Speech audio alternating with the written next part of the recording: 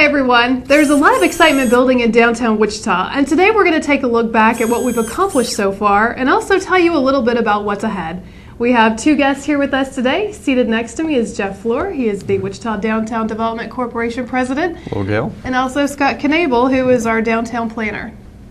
Well, it's great to have both of you guys here with us today. Why don't we start off by talking a little bit about what we've done so far? Sure. Well, you know, Laura Gail, it's the master plan was adopted back in 2010 December, so we're 2 years into this plan now, and really we're seeing remarkable results. And I think part of that is a result of just the partnership with the private sector, with the public sector, and then also just the plan being built on economics. And we're seeing a lot of response by the private sector and just doing what the plan says are the opportunities. And so we're seeing growth in our commercial markets, our hospitality markets. We're seeing commercial activity now. We're seeing new retail come into the downtown area. So it really is a city under transformation. And so, last year in 11, we saw about $60 million in projects completed.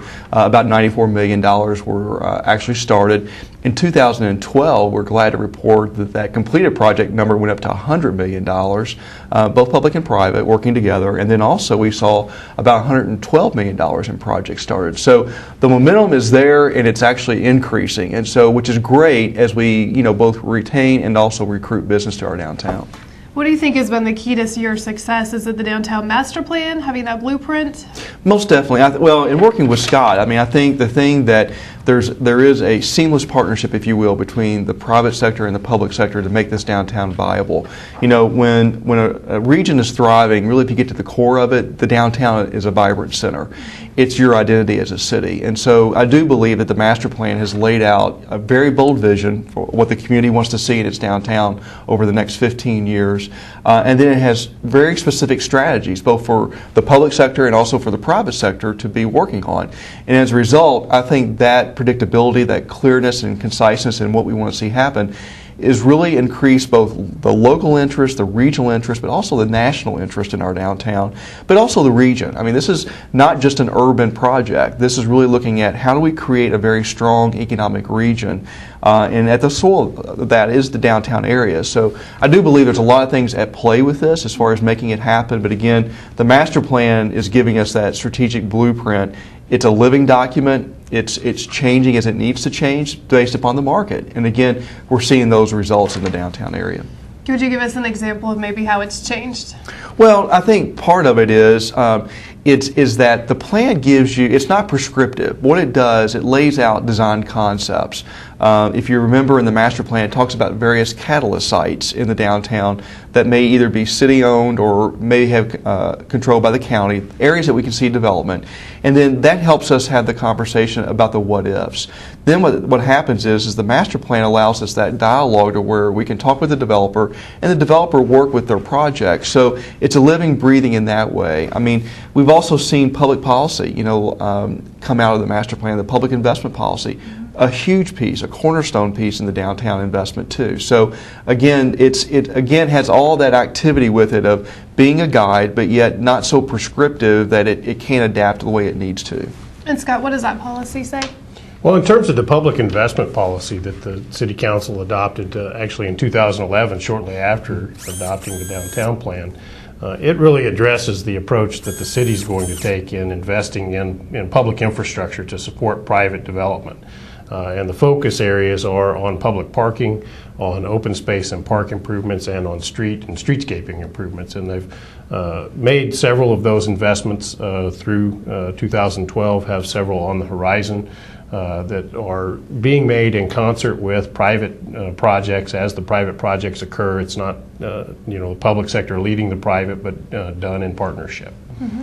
And speaking of partnerships, why don't you guys talk a little bit about how you two work together? Well, it's on a daily basis. Sure. In fact, one of the things that was created was the Design Innovation Center, and that actually opened up in August of 11. So this last year, 2012, it was the first full year of operation, but working with Scott, we use that center for a lot of different things. One is where as projects come in, whether to Scott or to myself, we quickly pull together and talk about the project with the developer, about the opportunities, the things that we see that can be fulfilled through the master plan, through that project, or how maybe there's partnerships that they don't know about yet. People are talking concurrently, and we bring those people together. So the Design and Innovation Center is one way where Scott and I work, and our staff work directly with Scott, again on a daily basis, if not weekly. And what we do too is the Innovation Center working with Scott is an education center. Just within the last few weeks, we had K-State, one of their landscape architecture classes in the Innovation Center, working with local design professionals, working with Goody Clancy. We had David Dixon and Ben Carlson in to work with the students. And we talked about the master plan adapting. One of the things that they're doing is, based upon all the economic investment that we're seeing, how is that beginning to change some of the ideas on the catalyst sites potentially? What are some new opportunities? So again, working with Scott, that's one area that we do all the time.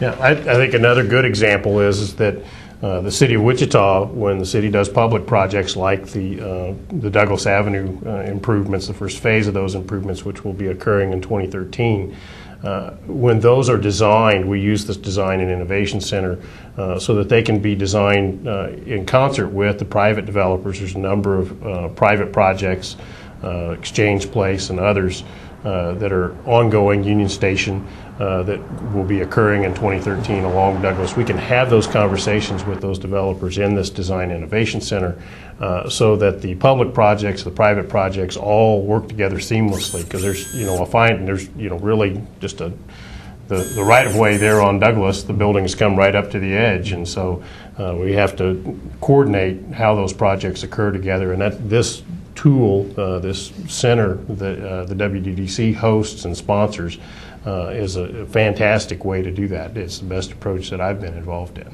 And it's a partnership. I mean, the center actually came as a result of a grant through the Wichita Community Foundation, working with the Knight Foundation, and then the private sector also gave money to make the center happen. And again, it's an environment where you really can cultivate ideas.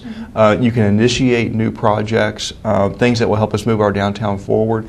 It also is an environment where, Laura Gale, when people come in, whether you're local, regional, or national, you can get a really quick sense of what's going on in our downtown, because throughout that center you have images of projects that have just been completed since the plan's adoption, those that are active, those that we're working on.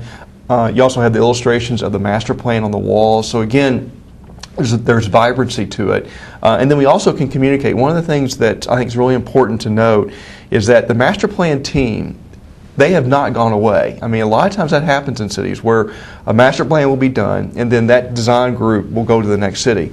We actively engage the economic portion of the team as well as the design on a consistent basis in that center, because of the communications that we can do through there. So again, it's a living, breathing room too, because it's adapting as we need to make sure that we continue to see the progress that we are, and then two, what are the new technologies that we need to bring in. So again, it's a great space to be able to do a lot of different aspects of development. Yeah, sounds like a tremendous resource.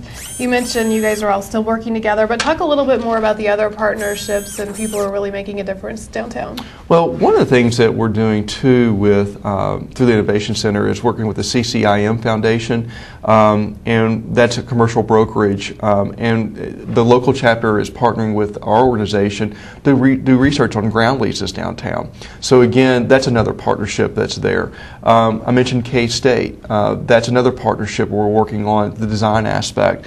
We've also worked with University of Kansas on design projects. Example being concepts for a boathouse. That's a conversation that happens a lot. They actually worked on some design development for that. So again, a lot of different avenues there. We're working right now with Go Wichita, the Chamber, GWEDC, WSU.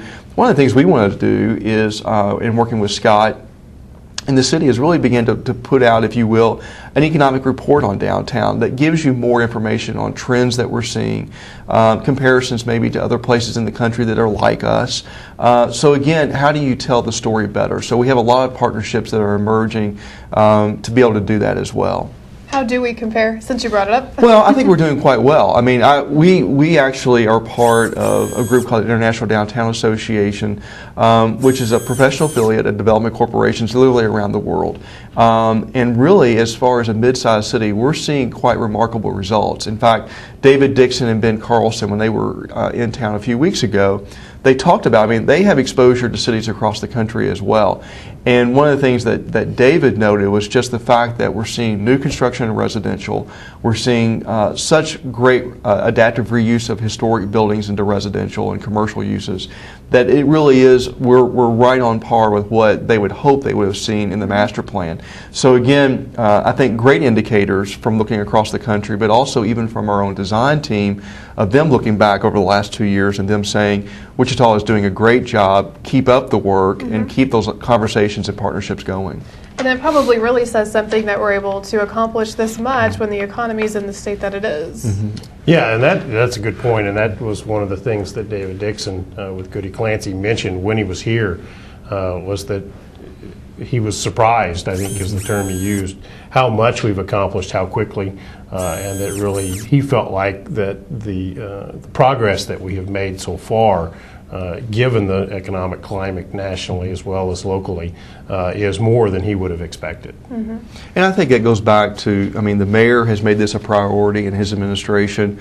The city council has been very supportive. We've been working with the county commission on a number of things too. And again, it's that public-private partnership of really moving things forward. You know, one of the things that we do as an organization is that we do an annual lecture. And this last year, we actually did 2 events. We did Peter Kageyama in the spring for the Love of Wichita, an event type of event, and that was great where the postcard, you know, came out of that, and that was wonderful to see happen. I think 20,000 of those postcards were printed and sent out across the country about why people love Wichita as they do. And then also we worked with bringing Mayor Humphreys in back in November, and again, hearing through his analysis of Wichita, I mean, he made the point of seeing the residential activity that we were beyond where Oklahoma City is with our residential. So again, I think that's another good indicator, but also those relationships going back and forth. Scott's done some great work with the Bus Livability Grant, talking about Douglas, and I know that's a big project that's happening right now that we're working with you all on.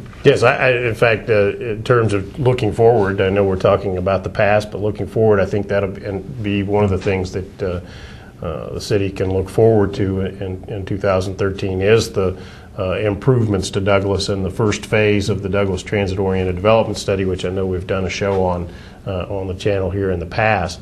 We'll be installing very unique and to downtown bus shelters along Douglas. There'll be 4 in each direction between Main and Washington.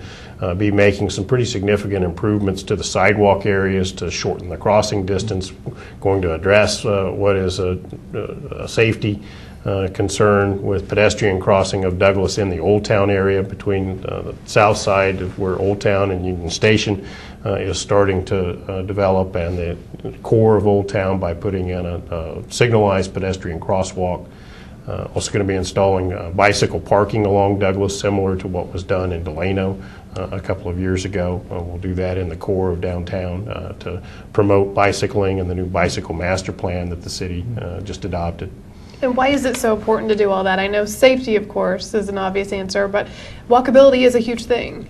It is. I mean, one of the things is, you know, why do you go to New York City and walk 60 blocks and not think anything about it? Why do you go to places like Chicago? And it's that the street is activated, you know, and one of the things I think is that the amenities of the street, you know, people can, go across Douglas without a huge problem.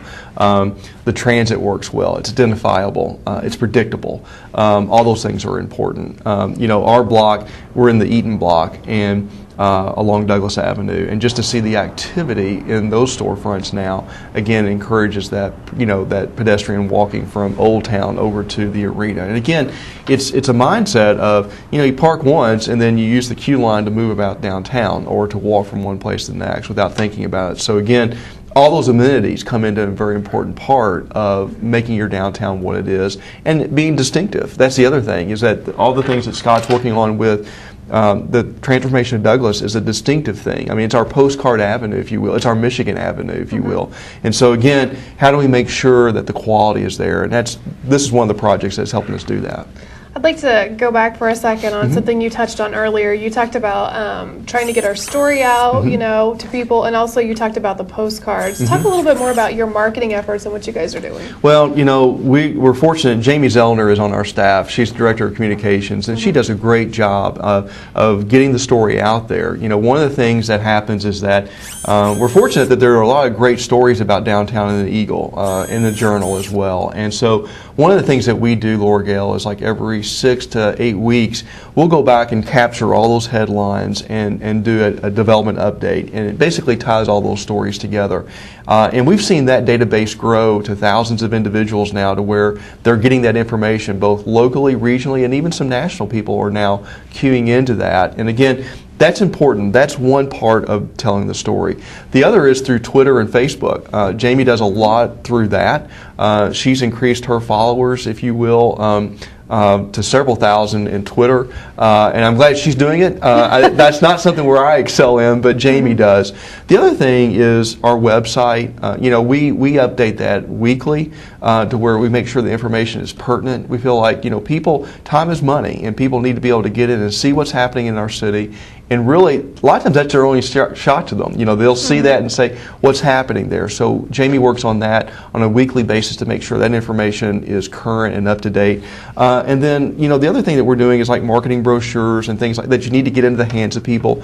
That's done through the organization working with Scott, you know, making sure, again, what information is pertinent to have there. So working in that realm, it's important as well. And then, too, I think, going back to the Design and Innovation Center, that's a great way to tell the story, too. So, I mean, you know, we do presentations all the time. In fact, even later today, I'm going to be doing one where we're going to have 30 people coming in to hear about what's happening in downtown. And again, that's another way to really be telling the story as well. So presentation, Scott and I mean, we'll do a presentation. It can be 10 people. It can be several hundred. We welcome that opportunity. And so as people are looking at who can we get to tell this, you know, what's going on, Scott and I often hit the road and we'll go do that because I think that's an important vehicle as well. Yeah, to help get the story out. And I know I also enjoy your electronic newsletter. Talks about everything that's going on downtown, you know, right around that time frame, which is really fun to read about. Yeah, I was going to mention that as well. I think that's the one thing that probably the people who are watching, you know, you certainly should get on the Downtown Development Corporation's email list. They do, you know, send out an email weekly that tells you all of the fun things that are going on in downtown, and it's amazing, you know, as spring rolls around, the number of things that really do happen at Intrust Bank Arena and Century 2 and the Orpheum and Old Town. All the museums will start having all of the street parties, you know, car shows and those sorts of things. It's an exciting time. Let's talk a little bit now about arts and culture and how that's involved in developing downtown. Well, you know, certainly one of the things that caught my eye when I was looking at Wichita to move my family here was just the dedication and commitment to public art.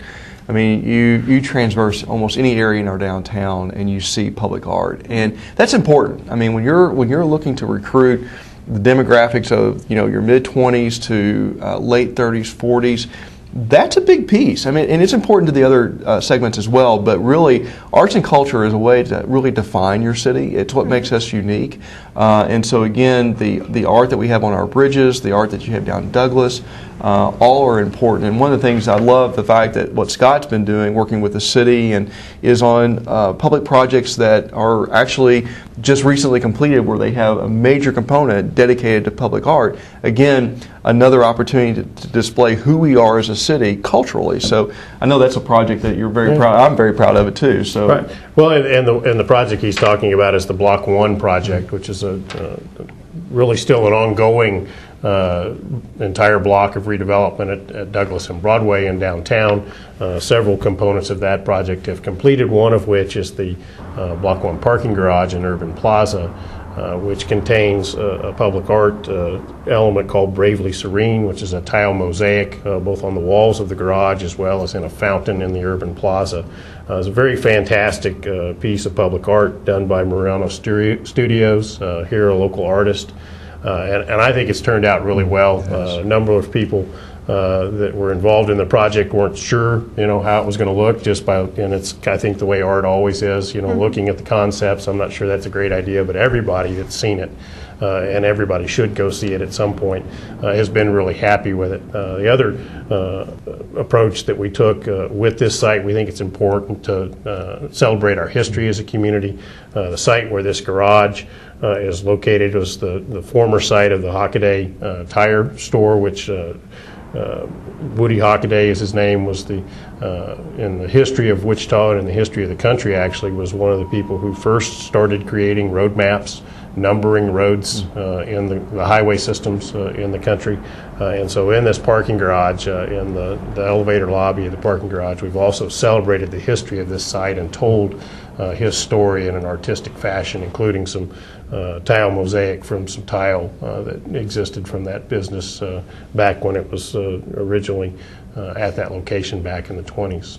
Sounds like that'll be really fun for people to go check out, and maybe it's something not everybody's aware of yet. Right, yeah, it really is kind of a hidden gem that people kind of have to discover, which is kind of the fun part about downtown, is that you can explore and find things you didn't expect. Mm-hmm. And things too that we're seeing at Century 2 with the theater like Lion King, that was a huge win for Wichita, both in just being able to go to the event, but then also it was like a $15 million impact on our local economy. And so again, the arts are very important to Wichita, and I think that one of the things that we want to continue to do is like the Orpheum project, over on First Street. They're working on that project right now to actually do the renovation on the theater itself. Are there ways to expand it to where it could do more in the future? That string of pearls, if you go back to the master plan, looking at what's happening with the Orpheum, what's happening with the Lux on First Street, Cargill, jumping the river to what will be the new library. Again, just a whole string of things that are tied together. The arts being a big piece of that. The big Rotary Centennial Park that was done at 2nd and St. Francis. Again, great sculpture piece there that is almost 30 feet tall. It's lit at night. It's kinetic. It moves. It makes sound. Again, just in the Albert Paley sculpture over at Waterwalk. Again, how do we make our place distinctive, both in architecture and the arts? And I think Wichita is doing a great job of that. And one of the things that was even done with some of our development was branding. We'll talk about that in a few minutes, but Block 1, branding it, making it a destination. So again, it's done through a lot of different ways, and I think that's what I love about this city, is that it's not afraid to ask the what if questions, but then go beyond just asking the questions and actually how do we get it done and then doing it. And I think that's a great testimony to the city that they will do great things. And so it's demonstrated in so many ways to the arts and what's happening in our downtown. Yeah, really making us a destination and impacting our quality of life for sure. Most definitely. And I think that's a great point. As Jeff mentioned earlier, we had some landscape architecture students from Kansas State here a couple of weeks ago, and one of the things that I did on that was take them on a tour of downtown and show them things, and got in the van, and the very first thing they asked about is where's this troll? And for those people who are not watching, have never found the troll, you should find it. It's along the river somewhere. We won't tell you exactly where because it's a discovery thing, but I went and showed them where that was, and they immediately then saw the Keeper of the Plains and said, wow, this is an amazing place, this entire river. The city has made investments in the past, continues to do those sorts of things, like with the fountains at Waterwalk, just along the river, within walking distance, relatively long walk, but certainly a pleasant one along the riverfront from the Keeper of the Plains and the Exploration Place Museum. I think the fountains at Waterwalk is going to turn out to be a fantastic public destination for people to go and just be amazed at the lights and the water and the sounds that are associated with it. Yeah, I bet we'll see a lot of people out there this spring and into the summer. Absolutely. Well, let's talk for a second about the $100 million worth of completed projects. You guys have touched on a few, but I'd love to hear more about some of the significant ones that you guys are really proud of. Well, we're proud of each project. Each one is important, and what it does too. I mean, each one helps us build to the next step, and that's the thing. I think it's so dynamic right now, and certainly one that we've had some completed projects in 12, but also some things initiated in that block, and that's actually ongoing is Block 1. And I think what the what you want to see happen is the public to make investments that are catalytic, that really help things happen. And I think the story with Block 1 and the garage is one that really, I think is one that other cities are going to be looking at too as a model of how do you really help foster the private sector. So I don't know if you want to touch base just on the garage and the urban plaza that's happening. I think that's a great point. I think one of the things that came out of the downtown master plan, and it's really something that the city has done in its downtown for a number of decades, quite frankly, is provide public parking, shared public parking that really can't be provided in an urban environment by the private sector efficiently, because you have shared use of parking by facilities that operate at different times during the day. For example, like in Block 1, a hotel that uses parking at night, and an office and conference center like the Kansas Leadership Center, Kansas Health Foundation that uses the parking during the day.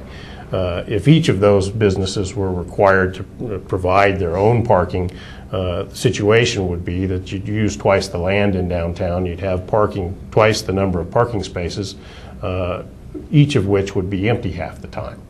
With the public sector making the investment in providing that public parking, those two destinations can share those parking spaces, but then those parking spaces are also open to the public for anybody who wants to use it for any of the other surrounding properties. And we're starting to hear from other businesses in the area that, do you have parking available? We need parking in this area. So it's certainly an approach that we think is going to help long-term maximize the return on private investment by making what we call strategic investments of public resources in public parking. Yeah, it really speaks to the value of the partnership, so you guys are able to make those plans and accomplish those things. Well, in that block, I mean, the city, they funded the garage, the urban plaza, the site where the garage is, about total about $7.6 million in that approximate area, and that's already unlocked, Lorgel, about a little over $30 million of investment through the ambassador, through the Kansas Leadership Center expansion, and we're having a lot of active discussions right now on the Henry's building, a building that's been sitting vacant for 3 decades. And again, all this is coming out of the result of getting the infrastructure in place to support all this development. We've had other projects like the YMCA, the Robert D. Love YMCA, 110,000 square feet, opened in December of 12. In their first month, they had 60,000 or more visitors come through that site. Unbelievable utilization already in the first month. You've had Pixius Corporation came in and they relocated downtown. They brought about 60 employees back into the core. There's several businesses that house right there with them in that project.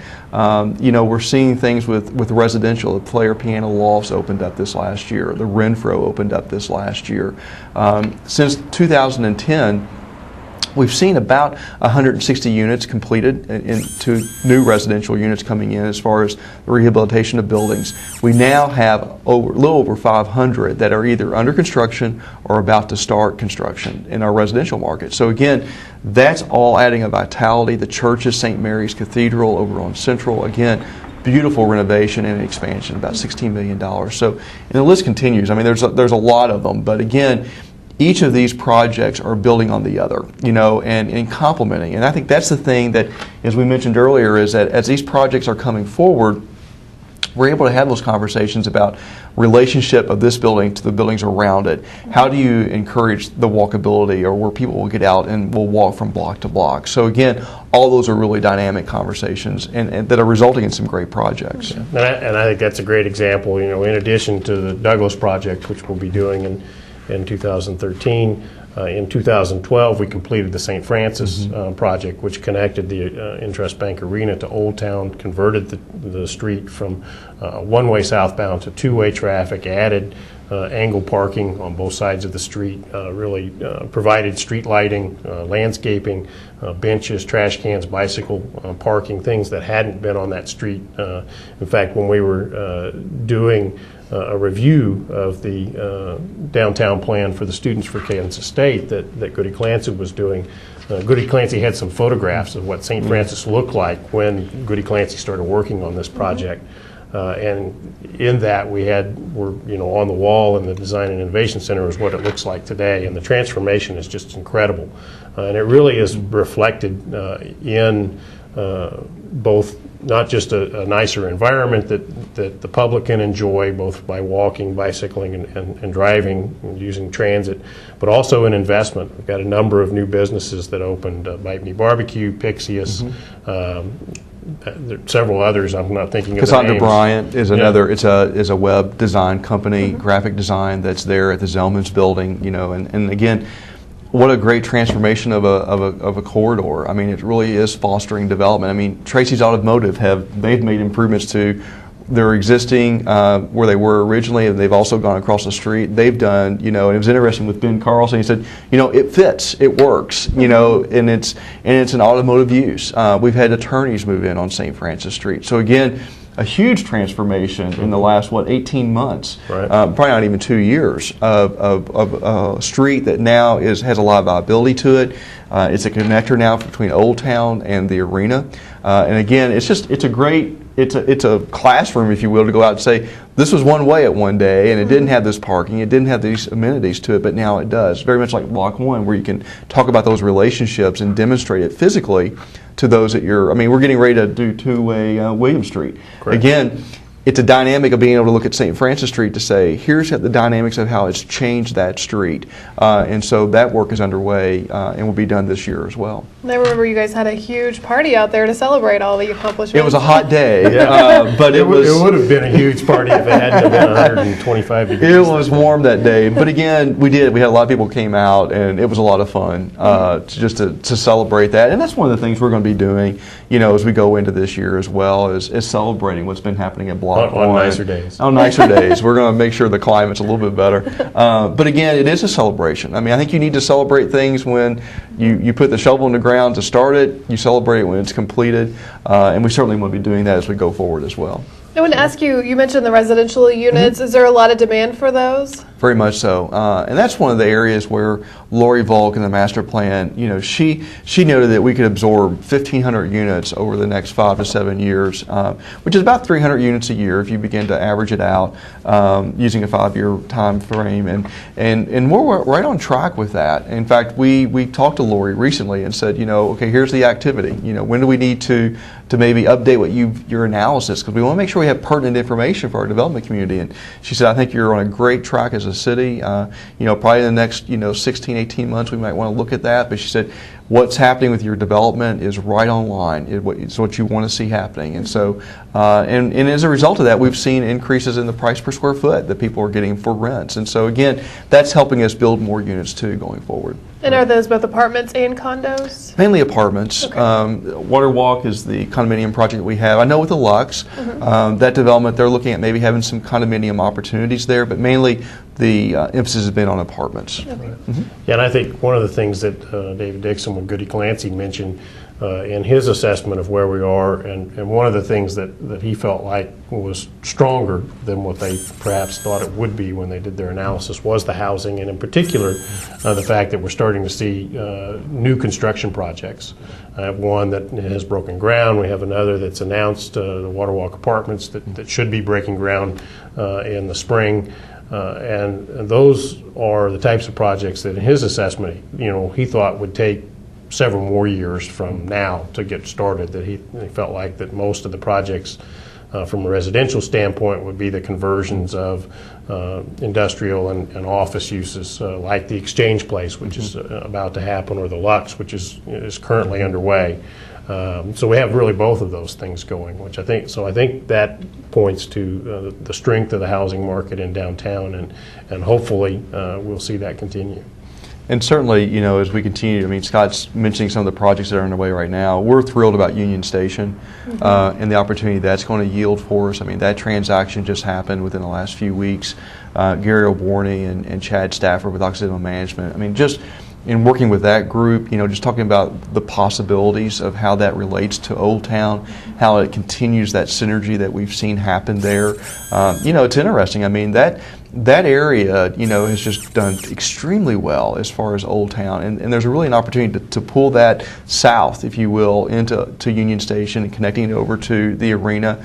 And I love the fact that you can sit down and talk about these big items with these developers, and they get excited about it. And then you begin to work with Scott and Alan on, okay, how do we make this happen? There may be some public infrastructure we need. How do we make that happen? And again, that's where I think the dynamics are with our city. And while we're seeing this cultivation, we have $112 million right now that are active projects.